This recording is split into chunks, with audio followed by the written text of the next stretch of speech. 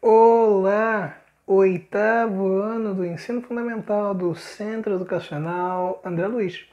Tudo bem com vocês? Bom dia. Hoje, 8 de junho, nós estamos aqui reunidos para mais uma aula de língua portuguesa. Bem, crianças, nossa turma tem um desafio, que é ver muita matéria de análise sintática. Por isso, o título da aula de hoje é Aprofundando o Conhecimento sobre Sujeito e Predicado. Eu examinei os conteúdos que vão vir, não só nessa apostila, mas também na próxima.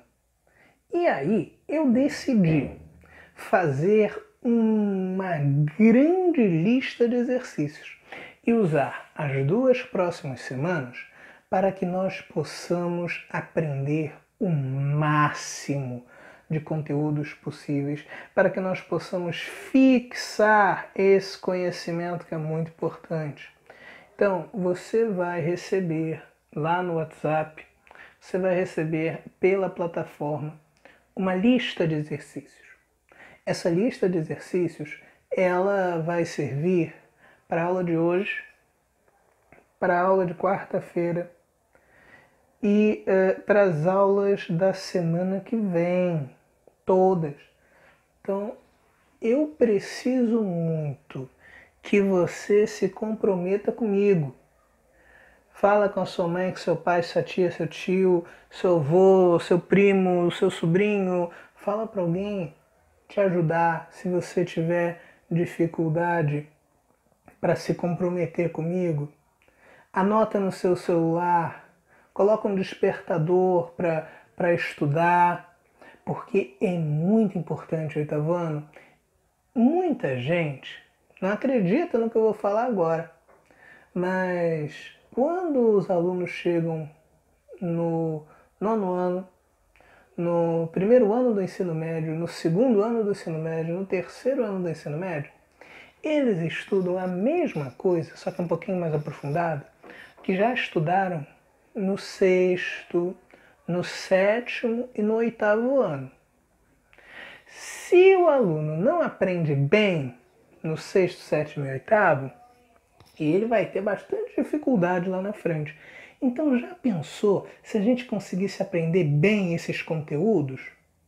A gente evitaria uma dificuldade lá nos anos futuros. E isso seria maravilhoso, não é verdade? Então, por favor, comprometa-se comigo. Marque na sua agenda, crie um horário de estudo. Todas essas disciplinas são muito importantes. Mas crie um horário de estudo para a língua portuguesa especificamente, para você fazer esses exercícios que eu preparei com bastante carinho para que nós possamos estudar. Esses exercícios eles não estão na apostila, então nós vamos dar umas férias para a apostila, tá bom?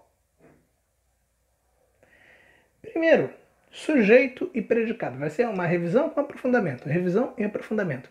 Não pisca, pega lápis, caderno, caneta. Se você anotar no computador, anota no computador. Se você que estiver assistindo pelo celular, pode tirar print. Se você tiver com dúvidas, posta na plataforma, no YouTube ou no grupo do WhatsApp. Tá bom? Vamos lá.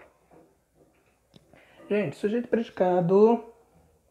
Isso aí são os termos essenciais da oração. Tem que ficar tatuado no seu cérebro isso. Sujeito e predicado são os termos essenciais da oração. Quais são os dois termos essenciais da oração? Diga aí em voz alta. Sujeito e predicado. Tudo bem? Na página 50 da apostila de vocês tem um quadro que mostra uma oração e a divisão do sujeito e predicado. Olha aí.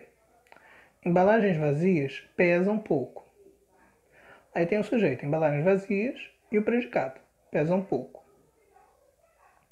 Como é que eu descubro aí que embalagens vazias ocupam o espaço mínimo na mochila? Como é que eu descubro que embalagens vazias é o sujeito? Encontro o verbo, pesam. Pergunto, quem pesa um pouco? Encontro a resposta, embalagens vazias. Tudo bem? Outra frase que diz aí: fogueiras enfraquecem o solo. Quem enfraquece no solo? Fogueiras, sujeito. Tudo bem, gente? Agora um conhecimento novo para você. Fique atento. Núcleo do sujeito. Gente, núcleo. Sempre que você vir a palavra núcleo, a partir de agora, em português, você vai saber que núcleo é uma coisa muito importante. É a coisa mais importante. Então, o núcleo do sujeito é a parte mais importante do sujeito. Vou repetir. O núcleo do sujeito é a parte mais importante do sujeito. Então, nessas frases que eu tenho aí, observem. João adora estudar. Verbo. Adora estudar. Quem adora estudar? João. Sujeito. Quem é o núcleo do sujeito? Bem, nesse caso só tem uma palavra, João. Então só tem um núcleo, João. Ok? Gente, quando o sujeito só tem uma palavra, essa palavra é o núcleo. Segundo exemplo, a cadeira está quebrada. Quem está quebrada? A cadeira. A cadeira, duas palavras. Uma é a mais importante. Quem é mais importante, o a ou cadeira? Cadeira. Então, cadeira é o núcleo do sujeito. E esse a? A gente vai estudar na próxima apostila. Agora não. Terceiro exemplo. João e Isadora são meus amigos. Quem são meus amigos? João e Isadora. Agora eu tenho três palavras. João e Isadora. Quais são os núcleos? Aí eu tenho dois núcleos. A palavra João e a palavra Isadora. E para que serve esse E? Para ligar esses dois núcleos. Ok? Embaixo, a minha linda caneta azul caiu no chão. Quem caiu no chão? A minha linda caneta azul.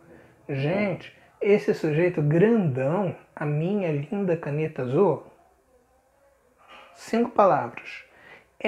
Tem 5 palavras, mas nesse caso aí, quem é a palavra mais importante? Quem foi que caiu no chão? Foi a caneta. Então, caneta é o núcleo do meu sujeito. Ok? Se você tiver alguma dúvida, pausa esse vídeo. Faça pergunta. Oitavo ano é muito importante fazer perguntas, tá bom? E eu conto com as dúvidas de vocês. Se vocês tiverem dúvidas, não podem ter vergonha. Posta no WhatsApp, posta na plataforma, posta no YouTube, só não guarda a sua dúvida, tá bom? Por que é importante entender os núcleos do sujeito? Porque eu vou estudar agora com vocês os tipos de sujeito. E os tipos de sujeito são 5. Vamos lá. O primeiro é o sujeito simples. O sujeito é simples quando ele só apresenta um núcleo, ou seja, quando ele só apresenta uma palavra importante. E quando ele tiver 2 ou mais palavras importantes, esse sujeito será composto. Eu já mostrei aí para vocês quais são os núcleos. Olha só, primeira frase. Bia gosta de mostarda. Quem gosta de mostarda? Bia. Bia só tem uma palavra, então esse sujeito é simples. Por quê? Porque só tem um núcleo. Segunda frase. Bia e Gustavo viajaram. Quem viajaram? Bia e Gustavo. A palavra Bia e a palavra Gustavo são as duas palavras mais importantes do meu sujeito, são os meus 2 núcleos. Quando eu tenho 2 ou mais núcleos, eu tenho um sujeito composto. Terceiro exemplo. Os animais marinhos da Austrália são muito estranhos. Quem são muito estranhos? Os animais marinhos da Austrália. Perceba que agora o meu sujeito tem 5 palavras, mas só uma é mais importante. Animais. Se eu só tenho um núcleo, se eu só tenho uma palavra importante, esse sujeito é simples. Então não pode também tentar decorar que o sujeito simples sempre vai ter apenas uma palavra. Cuidado, tá? Ele só vai ter uma palavra que é mais importante, ou seja, só vai ter um núcleo. Mas ele pode ter 15, 20 palavras, se for o caso. Último exemplo, meus amigos e parentes estão em casa protegidos. Quem estão em casa protegidos? Meus amigos e parentes. Em que amigos, parentes são os dois núcleos do sujeito, então esse sujeito é um sujeito composto.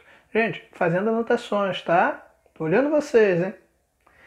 Uma coisa importante, se você estiver perdido e não estiver sabendo o porquê de eu fazer essa pergunta quem, vamos relembrar. Para identificar o sujeito, primeiro eu encontro o verbo, depois eu pergunto quem é o verbo e eu lembro que o verbo é meu amigo e nunca vai mentir para mim. Ok? Vamos adiante. O terceiro tipo de sujeito é o sujeito que eu chamo de sujeito oculto. O sujeito oculto é aquele que não aparece na frase, mas é possível identificá-lo facilmente. Exemplo: estamos ansiosos para a volta ao CEAL. Todos estamos, não é verdade? Gente, se eu consigo responder quem estamos ansiosos com um pronome, qual pronome eu consigo responder? Nós. Então eu tenho um sujeito oculto. O nós, que ele não está escrito na frase, mas ele é facilmente identificado. Ok? Outro exemplo, estudo todos os dias. Espero que esse seja um aluno do 8º ano. Quem estuda todos os dias? Eu estudo todos os dias. Ah, então aí esse é um outro caso de sujeito oculto. O próximo tipo de sujeito, ele é meio parecido com o sujeito oculto. Mas eu disse que ele é meio parecido, eu não disse que ele é igual. Então atenção. O sujeito indeterminado é aquele que não consegue se determinar. Exemplo, cantaram na igreja. Eu pergunto, quem cantaram? Eles cantaram na igreja. Ah, é possível. Mas é possível também elas. Elas cantaram na igreja. Também seria possível. Todos cantaram na igreja. Também seria possível. Ana, João e Marcos cantaram na igreja. Também seria possível. O coral e as meninas cantaram na igreja. Também seria possível. Então, perceba que eu consigo completar o lugar do sujeito com várias possibilidades. Então, esse sujeito não é possível que se determine. Por isso eu chamo esse sujeito de sujeito indeterminado. Ok?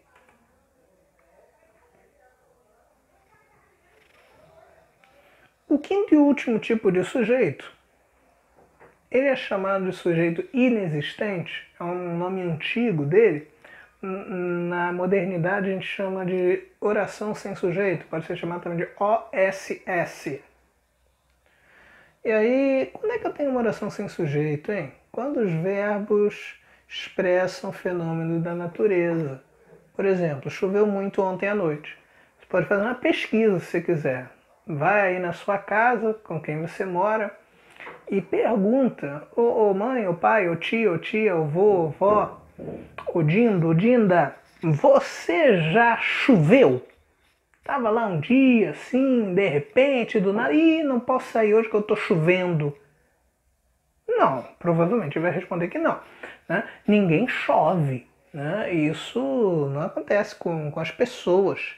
Né? Então, chover é um verbo que expressa fenômenos da natureza, bem como nevar, ventar, trovejar, são outros exemplos. Verbos que expressam fenômeno da natureza não têm sujeito. Vou dar um spoiler agora, hein? Tudo isso que está aí, então, na verdade, é predicado. tá bom? Segundo exemplo. Mas vou ler lá em cima. Verbo haver no sentido de existir. Há muitos alunos com saudades. Será? Coloca lá no grupo, coloca lá no YouTube, na plataforma. Você está com saudades da escola? Esse verbo haver, no sentido de existir, concorda comigo que daria para substituir por existem muitos alunos com saudades? Quando isso é possível, o sujeito ele é inexistente, não existe sujeito, a oração é sem sujeito. Terceiro caso, que no fundo explica todos os outros também, é dos verbos impessoais, ou seja, são verbos que não se conjugam, né? O verbo que exprime fenômeno da natureza ele é impessoal, o verbo haver no sentido de existir é impessoal. Só coloquei dessa forma mais geral para que vocês tentem decorar esse nome, verbos impessoais. Faz 2 horas que estudamos. Esse verbo fazer indicando tempo, ele fica impessoal. Porque não é uma pessoa que pratica esta ação. Por isso a oração é sem sujeito. Ok? Agora chegou o momento de vocês fazerem os exercícios que estão disponíveis lá na plataforma Pitágoras e que provavelmente eu estarei enviando para o grupo também do WhatsApp. Vocês têm de fazer então, anota por favor, questão 1, questão 2 e questão 3. E aí, na aula do dia 10 de junho, na aula de quarta-feira, eu vou corrigir isso, ok? Relembrando, exercícios, questão 1, 2 e 3. Esses exercícios são sobre sujeito, núcleo do sujeito e tipos de sujeito. Por quê? Porque foi isso que a gente conversou na aula de hoje. Ok? Gente, não precisa imprimir a lista de exercícios, a não ser que você queira, tá? Você pode acompanhar pelo computador, pelo celular, tá bom? Então, se você não quiser ou se você não puder imprimir, isso não é um motivo para você não fazer o exercício. Tá legal? Agora eu quero relembrar, não é para fazer a lista inteira. Não é para fazer a lista inteira. Por quê? Porque nós vamos fazer por etapas. Tudo bem? Eu tenho certeza que isso vai ajudar nossa turma a entender melhor esses conceitos de sujeito e predicado para depois aprofundar num outro conceito que é o da predicação verbal. Tá bom? Qualquer dúvida, oitavo ano, eu estou à disposição de vocês na plataforma, no YouTube ou no grupo do WhatsApp. Foi um prazer inenarrável revê-los. Até a nossa próxima aula de quarta-feira. Por isso você tem o resto de hoje, o resto da segunda-feira, o dia inteiro de terça-feira para organizar o seu tempo e fazer o seu exercício. E se for o caso, revisar, rever a aula de hoje para suprir alguma outra dúvida. Até quarta, gente! Não deixem de fazer os exercícios. Um abraço virtual e tchau!